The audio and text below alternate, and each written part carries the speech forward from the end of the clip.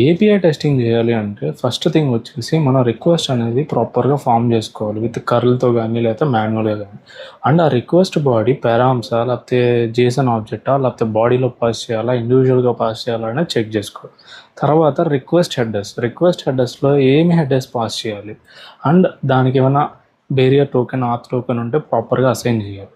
And next once hit చేసిన తర్వాత get కానీ పోస్ట్ కానీ whatever the API hit it and check the response 200 ఇస్తుందా 206 ఇస్తుందా ఏమి ఇస్తుందా అనేది వ్యాలిడేట్ చేయాలి. తర్వాత స్కీమా బాడీ మనం వ్యాలిడేట్ చేసుకోవాలి. అండ్ నువ్వు ఏదైనా ఒక స్పెసిఫిక్గా ఒక టెస్ట్ కేస్కి చెక్ చేస్తుంటే ఆ ఫీల్డ్ సినారియో అనేది వ్యాలిడేట్ చేయాలి. ప్లస్ మనకి పోస్ట్మ్యాన్లో కానీ ఇన్సోమియాలో కానీ టెస్ట్ స్క్రిప్ట్స్ అని చెప్పేసి ట్యాబ్స్ ఉంటాయి.